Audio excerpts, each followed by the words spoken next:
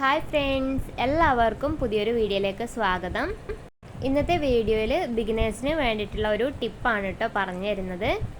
Video എല്ലാവരും ഫുള്ളായിട്ട് കാണാൻ ശ്രമിക്കുക. വീഡിയോ കണ്ടതിന് ശേഷം നിങ്ങൾക്ക് എന്തെങ്കിലും ഡൗട്ട് ഉണ്ടെങ്കിൽ വീഡിയോയുടെ താഴെ കമൻറ്റ് ചെയ്യാം കേട്ടോ. നിങ്ങൾ ചാനൽ ആദ്യമായിട്ടാണ് കാണുന്നതെങ്കിൽ ഒന്ന് സബ്സ്ക്രൈബ് ചെയ്ത് സപ്പോർട്ടും കൂടി ചെയ്തേക്കണേ. നമ്മളിപ്പോൾ സാധാരണ ടോപ്പ് തയ്ക്കാനായിട്ട്, സാധാരണ എന്നല്ല ഏത് കുർത്തിയാണെങ്കിലും ടോപ്പാണെങ്കിലും തയ്ക്കാനായിട്ട് പ്രിൻറ്റഡ് ക്ലോത്ത് വാങ്ങാറുണ്ടല്ലേ. ഫ്ലവർ ഡിസൈൻ ഉള്ളത്, വേറെ ഏതെങ്കിലും ഡിസൈൻ ഉള്ളതൊക്കെ ക്ലോത്ത് വാങ്ങാറുണ്ട് നമ്മൾ. ചിലപ്പോൾ അതിൻ്റെ ഡിസൈന് ഒരു സൈഡിലേക്കായിരിക്കും, രണ്ട് സൈഡിലേക്ക് ഉണ്ടാവില്ല, മുകളിലേക്കും താഴത്തേക്ക് ഉണ്ടാവാറില്ല. ഒരു സൈഡിലേക്ക് തന്നെ, മുകളിലേക്കാണെങ്കിലും മുകളിലേക്ക്, താഴത്തേക്കാണെങ്കിൽ താഴത്തേക്ക്, അങ്ങനെ ആയിരിക്കും ചിലതിൻ്റെ ഡിസൈൻ ഉണ്ടാവുക. രണ്ട് സൈഡിലേക്ക് ഡിസൈൻ ഉള്ളതും ഉണ്ട് കേട്ടോ. ഫ്ലവർ ഡിസൈൻ ആണെങ്കിലും വേറെ ഡിസൈൻ ആണെങ്കിലും രണ്ട് സൈഡിലേക്കും മുകളിലേക്കും താഴത്തേക്കും ഉള്ളതുണ്ട്. അങ്ങനെയുള്ള തുണിയാണ് നിങ്ങൾ എടുക്കുന്നതെങ്കിൽ ഈ ഒരു കാര്യം ശ്രദ്ധിക്കേണ്ട ആവശ്യമില്ല.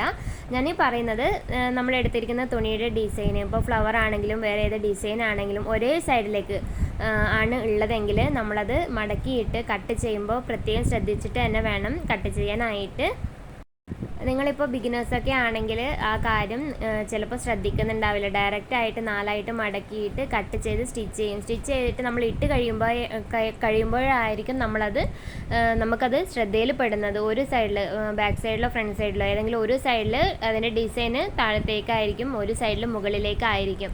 അപ്പോൾ ബിഗിനേഴ്സിന് വേണ്ടിയിട്ടാണ് പ്രത്യേകിച്ചും ഈ ഒരു കാര്യം പറയുന്നത്. ഞാൻ ആദ്യമൊക്കെ തയ്ക്കുമ്പോൾ എനിക്കും ആ ഒരു അബദ്ധം വന്നിട്ടുണ്ടായിരുന്നു.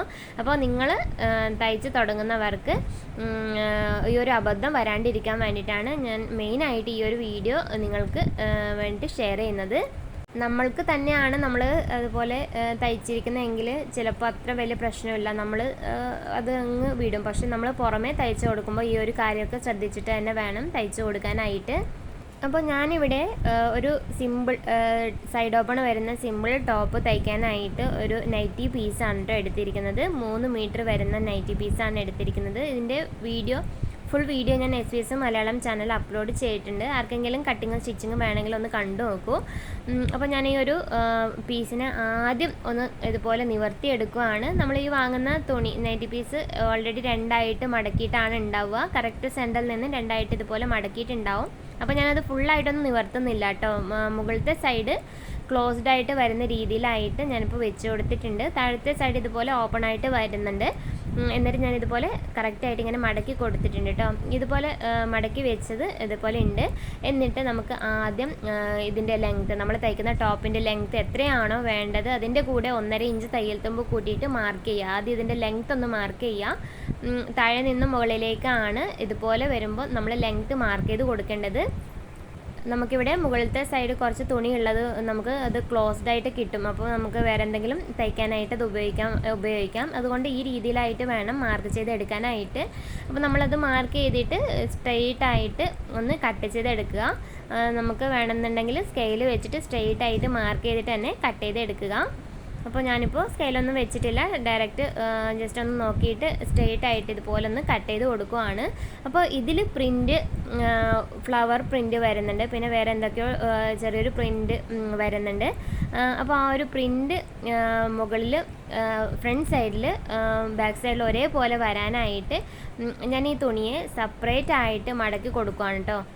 അപ്പോൾ ഈ ഒരു പ്രിൻറ്റഡ് തുണിയിൽ എനിക്ക് ഏകദേശം ഫ്ലവർ ഡിസൈന് ഒരുപോലെ വരുന്നതായിട്ടാണ് കേട്ടോ തോന്നിയത്. ഒരുപാട് നോക്കി ഞാൻ, പക്ഷേ എനിക്ക് ഒരുപോലെ വരുന്നതായിട്ട് തോന്നി. മുകളിലേക്കും താഴത്തേക്കും ആ ഒരു ഫ്ലവർ ഡിസൈൻ ഉണ്ട്. പിന്നെ ഇതിൽ വ്യത്യാസമുള്ളത് ആ ഒരു രണ്ട് അടുത്തടുത്തായിട്ട് ഒരു റൗണ്ട്, ഒരു ഹാഫ് സർക്കിളായിട്ട് ഉള്ള ഒരു ഡിസൈനാണ്. രണ്ട് ഡിസൈൻ അടുത്തടുത്തായിട്ട് വരുന്നത്, അത് വ്യത്യാസമുണ്ട് കേട്ടോ. മുകളിലേക്കും താഴത്തേക്കായിട്ടാണ് ഞാൻ കണ്ടത്. അപ്പോൾ ആ ഒരു ഡിസൈൻ നോക്കിയിട്ടാണ് ഞാനിപ്പോൾ ഇത് മടക്കി കൊടുത്തിരിക്കുന്നത്. ആ ഒരു ഡിസൈന് താഴത്തേക്ക് വന്നാൽ കാണാൻ ഭംഗിയുണ്ടാവുമെന്ന് തോന്നി എനിക്ക്. അതുകൊണ്ട് ഞാനിപ്പോൾ ഈ രീതിയിലാണ് ഇപ്പോൾ മടക്കി വെച്ചിരിക്കുന്നത്. മുകളിലേക്കാണ് വേണ്ടത് എങ്കിൽ മുകളിലേക്ക് നമുക്ക് മടക്കി കൊടുക്കാം. നമുക്ക് എങ്ങനെയാണോ കാണാനായിട്ട് ഭംഗിയെന്ന് തോന്നുന്നത് ആ രീതിയിൽ നമുക്ക് മടക്കി കൊടുക്കാം. ഇനി നമ്മൾ അളവിന് വേണ്ടിയിട്ട് ടോപ്പ് എടുത്തിട്ടുണ്ടെങ്കിൽ ആ ടോപ്പിൻ്റെ ഏറ്റവും താഴത്തെ സൈഡ് വീതി എത്രയാണ് വരുന്നതെന്ന് നോക്കുക. സ്റ്റിച്ച് ചെയ്ത് കഴിഞ്ഞിട്ടുള്ള വീതിയാണ്. അപ്പോൾ 20 ഇഞ്ചാണ് ഇവിടെ ടോട്ടൽ താഴത്തെ സൈഡ് വീതി വരുന്നത്.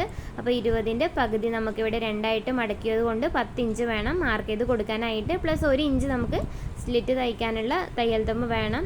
പിന്നെ 1 ഇഞ്ച് ഞാനിപ്പോൾ എക്സ്ട്രാ മാർക്ക് ചെയ്തിട്ട് ഇതുപോലെ ഒന്ന് മടക്കി കൊടുക്കുകയാണ് കേട്ടോ. എന്തെങ്കിലും വ്യത്യാസം ഉണ്ടെങ്കിൽ അത് നമുക്ക് കട്ട് ചെയ്ത് കറക്റ്റ് ചെയ്യാം. അപ്പോൾ ഇവിടെ മടക്കി കൊടുക്കുമ്പോൾ എല്ലാ സൈഡിലേക്കും 12 ഇഞ്ച് കറക്റ്റായിട്ട് വരുന്ന രീതിയിൽ വേണം മടക്കി കൊടുക്കാനായിട്ട്.